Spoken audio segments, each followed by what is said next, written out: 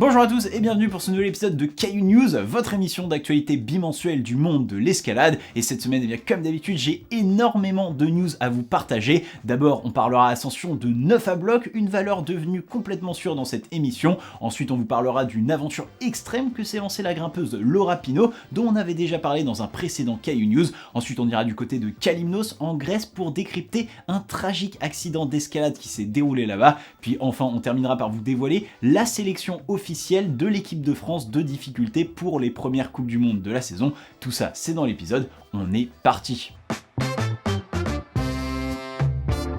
News numéro 1 et place maintenant à l'actualité du bloc mondial avec, comme à chaque émission maintenant, les enchaînements de 9 à bloc de la semaine. Et pour commencer, on va parler de celui du japonais Makoto Yamauchi sur Burden of Dreams en Finlande, le premier 9A au monde. Et oui, ça y est, après des années de lutte, un japonais est enfin venu à bout du bloc Burden of Dreams.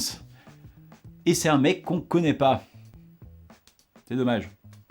Et oui, car c'est vrai que Makoto est un grimpeur plutôt discret. À 31 ans, le japonais a laissé derrière lui une carrière de compétiteur assez anecdotique, avec seulement 3 top 10 en Coupe du Monde en presque 10 ans de participation irrégulière entre 2009 et 2018. Pourtant, en 2014, on aurait bien cru que sa destinée allait décoller sur le rocher avec un premier 8C bloc du nom d'Orochi à l'âge de 19 ans, une performance encore rare à l'époque. Malheureusement, derrière, Makoto ne poursuivra pas sa progression et se contentera de quelques 8B+ par-ci par-là, et surtout sans jamais quitter le Japon. Mais ça, c'était jusqu'à aujourd'hui, car derrière le grimpeur casanier se cachait tout de même un rêve, celui d'aller enchaîner Burden of Dreams, le premier 9 à bloc du monde. Pour cela, Makoto se sera énormément entraîné sur la réplique du bloc en 3D au Japon, à Tokyo, avant de tenter une première fois sa chance à l'automne dernier. À l'époque, il était alors presque parvenu à l'enchaînement dès sa 5e session, ne ratant le top que sur le dernier mouvement. Mais surtout, si cette ascension a fait autant parler, c'est que Makoto l'a réalisé en direct live sur YouTube. Un événement qui n'est pas sans rappeler les lives proposés par l'écossais Will Bosey, qui avait déjà fait de même durant son travail du bloc en 2023, avant d'arrêter, réalisant l'enchaînement sur sa 13e séance en off.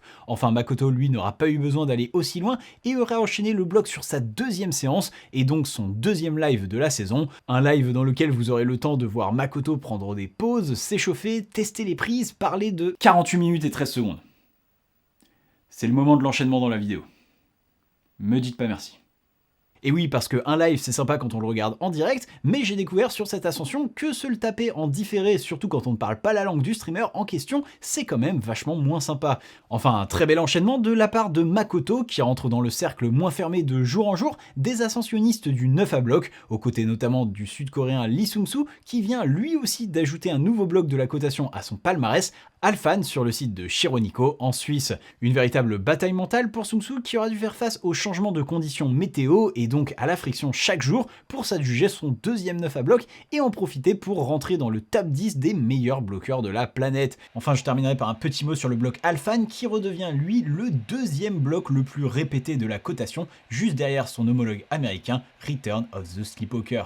News numéro 2, on avait déjà parlé il y a quelques mois de Laura Pino suite à son fameux enchaînement du Triple Crown, c'est-à-dire des 3 faces majeures du Yosemite, à la journée avec sa coéquipière Kate Kellegan. Alors déjà, sachez qu'un film de cet enchaînement a été réalisé et est actuellement en tournée avec le festival Montagne en Seine. D'ailleurs, si vous n'avez pas encore vos billets et que ça vous intéresse, ce n'est pas trop tard, il y a encore plein de villes qui vont accueillir une diffusion pendant ce mois d'avril, je vous mets le lien en description. Enfin, pour revenir à Laura, il s'agissait alors d'un enchaînement complètement fou, donc du genre de défi sous la forme de marathon qui anime particulièrement la grimpeuse. Et justement, en cette fin d'hiver, celle-ci était revenue avec un autre challenge du genre, enchaîner les 100 plus belles grandes voies de Provence en moins de 50 jours. Un défi inspiré par le topo guide de Nicholas Armstrong qu'elle aura partagé et réussi avec sa partenaire Elsa Ponzo. D'ailleurs, si vous ne connaissez pas Elsa, elle était loin d'être en reste à côté de Laura. Grimpeuse passionnée et monitrice d'escalade, mais discrète sur les réseaux sociaux, Elsa Ponzo a pourtant déjà enchaîné des voies allant jusqu'au 8C+ en falaise. Car en effet, en 43 jours, dont 7 jours de repos, les deux grimpeuses auront tout connu, de la Sainte-Victoire au Verdon, en passant par les Calanques, tout ça pour un total cumulé de 681 longueurs et 17 765 mètres d'escalade. Alors pour les Parisiens, c'est comme si vous aviez fait la distance Arc de Triomphe Créteil mais à la verticale. Je veux dire, essayez de ramper de l'Arc de Triomphe jusqu'à Créteil, vous verrez, c'est pas facile.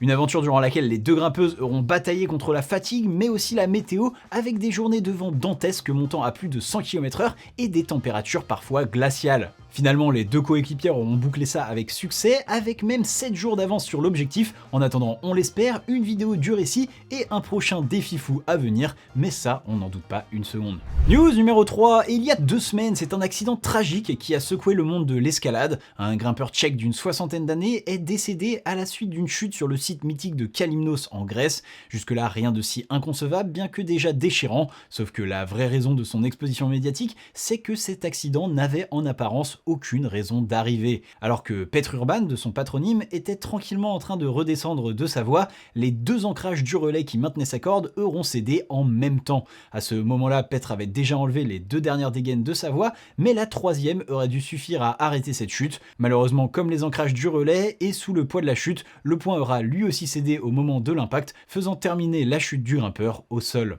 Alors d'ailleurs, je vous passe les détails, parce que dans l'histoire complète, Petr n'est pas décédé sur le coup, et d'ailleurs, en apparence, il allait même plutôt bien, mais les secours ont mis des plombes à arriver, et d'ailleurs, ça a créé tout un drama sur les réseaux sociaux, et derrière, il est décédé de ses blessures avant même de voir l'hôpital. Mais bon, ça nous intéresse pas forcément pour cet épisode. Moi, ce qui m'intéresse, c'est les causes de l'accident et comment vous y sensibiliser. À ce sujet justement, après une enquête des autorités locales, il s'est avéré qu'il s'agissait, comme l'on pouvait s'en douter, d'une corrosion sous contrainte de l'acier des ancrages en question. Un phénomène qui explique notamment très bien la FFME, la Fédération Française de Montagne et d'Escalade, dans un communiqué suivant l'incident et qui selon elle est dû à 3 facteurs principaux: la nature de l'acier, le procédé de fabrication et les caractéristiques de l'environnement. Alors personnellement, je suis pas du tout expert dans le domaine, donc ce que je vais vous dire est à prendre avec des pincettes et très probablement à compléter, mais c'est une petite synthèse de ce que j'ai pu recueillir comme témoignage sur internet. Sur ces 3 facteurs, il y en a notamment 2 qui reviennent beaucoup. D'abord la nature de l'acier, avec l'acier inoxydable qui serait beaucoup plus victime de ces corrosions sous contrainte,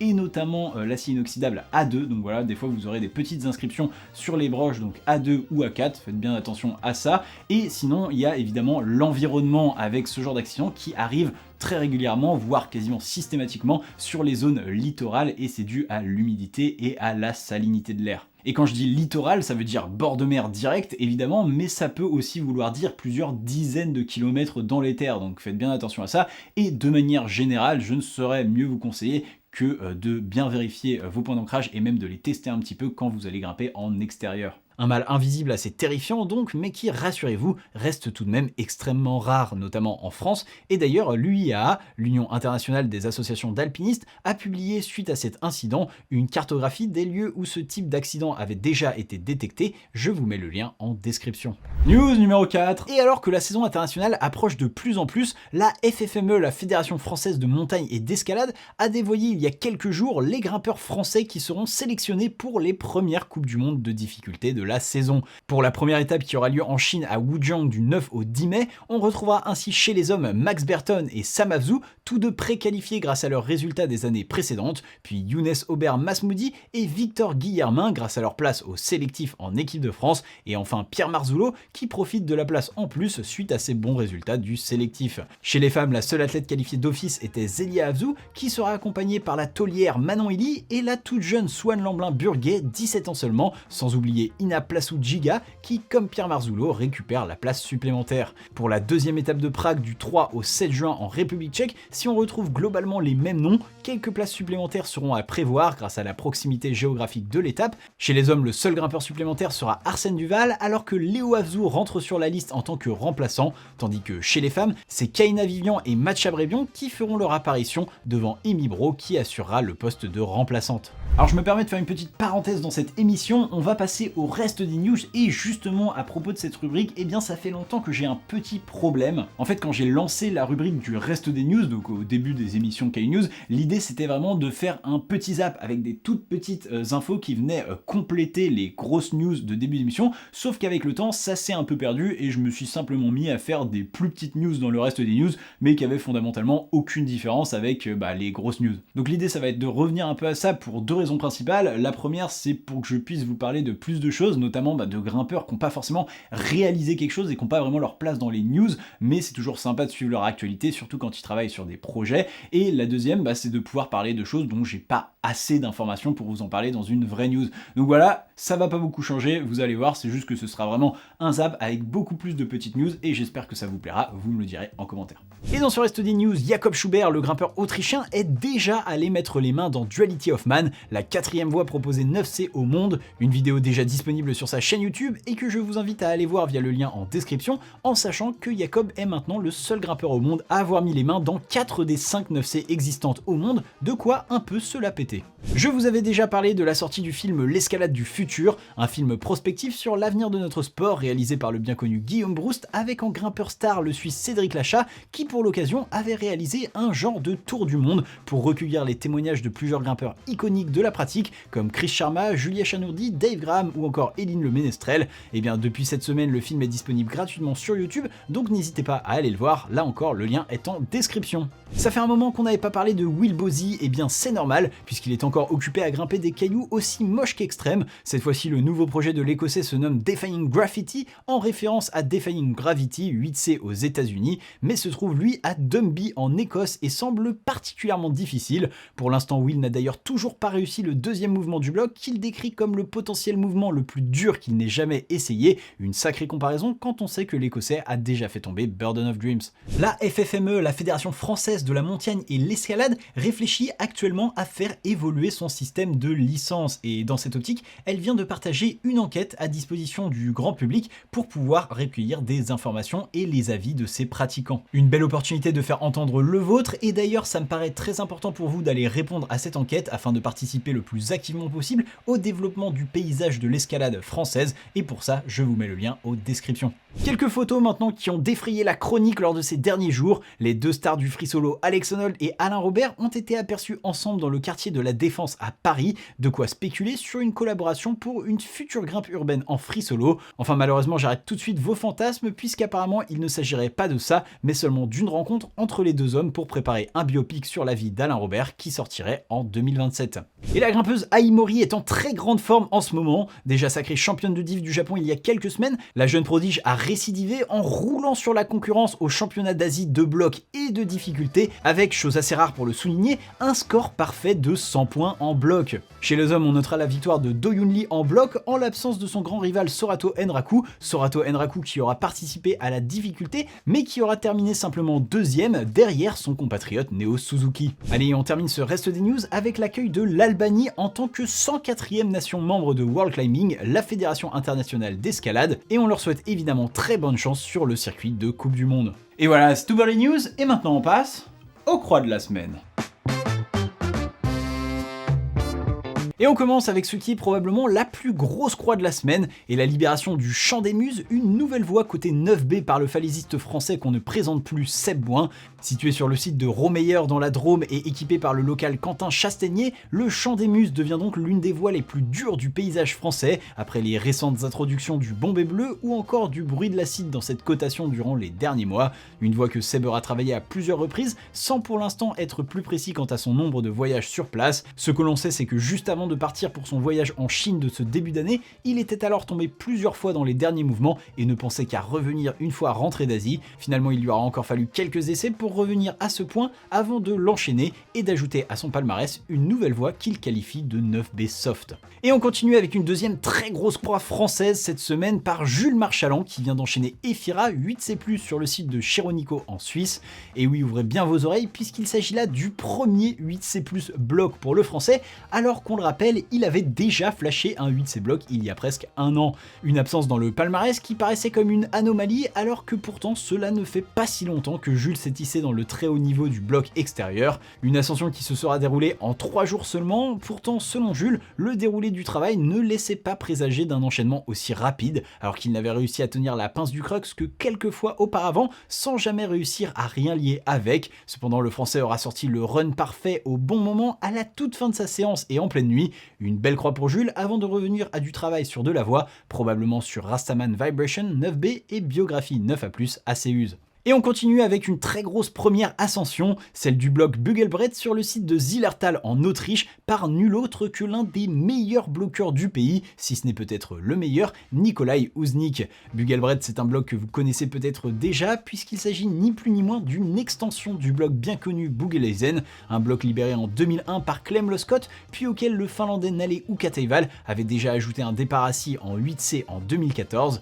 Avec Bugelbret, Nikolai ajoute encore 7 mouvements au départ, valant à eux seuls 8B dans un style très différent de la ligne originale, ce qui selon lui rend le tout très difficile à lier. Pour réussir, il lui aura fallu quelques mois, mais sans vraiment poser de siège sur le bloc, simplement quelques sessions par-ci par-là quand il en sentait l'envie. Et on continue avec une news bien particulière du côté de Fontainebleau avec l'enchaînement de Ales Blaise assis, 8B par l'Ukrainienne Yenia Kazbekova. Une news particulière puisque si vous suivez la grimpeuse sur les réseaux sociaux, vous savez qu'il y a 8 mois, Yenia accueillait un nouveau petit bébé dans sa famille qui lui apportait sans aucun doute beaucoup de bonheur, mais également une diminution de la ceinture abdominale qu'on appellera un physique post-accouchement somme toute classique.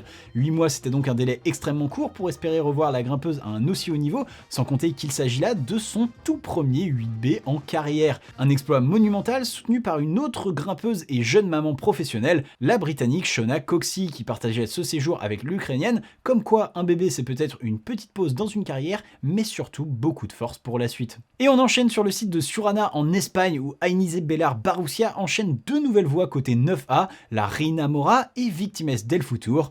Encore une bien belle semaine pour la jeune prodige espagnole de 20 ans, alors que déjà dans le dernier épisode on parlait de son enchaînement d'Estado Critico, 9A également, Ainise cherchait déjà un nouveau projet sur le mur d'El Pati à relier avec celui de la Finestra. Des critères que cochait parfaitement la Reina Mora qu'elle aura pu enchaîner assez rapidement, une belle croix qu'elle doublait 3 jours plus tard avec Victimes del Futuro, un de ces projets que la grimpeuse essayait régulièrement mais sans trop s'y attarder, un chapitre qu'elle aura voulu clore en ce début de printemps avec succès. Pour les statistiques, ce sont déjà là ses 5e et 6e voix dans le 9A après sa première voix dans le 9A+ l'année dernière, un sacré temps de passage pour une grimpeuse de 20 ans. Et on poursuit avec la sud-coréenne Kwon Gae-hoon qui enchaîne Puro Dreaming, 8C+/9A sur le site d'Arco en Italie. Une nouvelle voie extrême de cocher pour celle qui, à 12 ans, est déjà considérée comme la 2e grimpeuse la plus jeune dans la côte, tout genre confondu. Jusqu'à présent, Gae-hoon s'était plutôt concentré sur des projets aux États-Unis ou en Espagne, mais ses parents et surtout son père, ancien vainqueur de Coupe du Monde d'escalade sur glace, ont décidé qu'il était temps de découvrir un nouvel environnement de classe mondiale avec Arco en Italie. Un nouveau terrain de jeu sur lequel la grimpeuse n'aura pas traîné pour réussir tous les mouvements de son nouveau projet en quelques jours. Après cela, il ne lui aura fallu qu'attendre que la météo se dégage pour exécuter un run parfait. Après cela, Gae-hoon aura même eu le temps de mettre quelques runs dans Underground 9A et de récupérer quelques conseils de l'italienne Laura Rogora en personne avant de rentrer au pays pour le début de la saison compétitive de difficulté. Et enfin, on termine l'émission avec le bel enchaînement de Companion of Change 9A+ par l'italien Michael Picolroise sur le site de Zillertal en Autriche. Une première croix dans le 9A+ pour le grimpeur de 30 ans si l'on accepte son ascension de la voie Espontas en deepwater solo. De quoi remplir un beau palmarès déjà bien fourni en bloc, mais aussi en compétition avec, on le rappelle, une 15e place aux Jeux Olympiques de Tokyo en 2021. Concernant la voie, ce n'était pas un premier séjour de soupe pour Michael, qu'il avait déjà travaillé à s'en rendre fou il y a 2 ans. Un progrès qu'il ne s'explique pas vraiment, alors qu'il a arrêté de s'entraîner de manière aussi intense depuis son arrêt de la compétition en septembre dernier. Une pause qui finalement aura semblé porter ses fruits en lui donnant une motivation supplémentaire lors de ses projets en extérieur. Across the sky into a black night. It makes me wonder as I look in your eyes. Am I falling under your spell? Earth moving beneath my feet, sky falling down.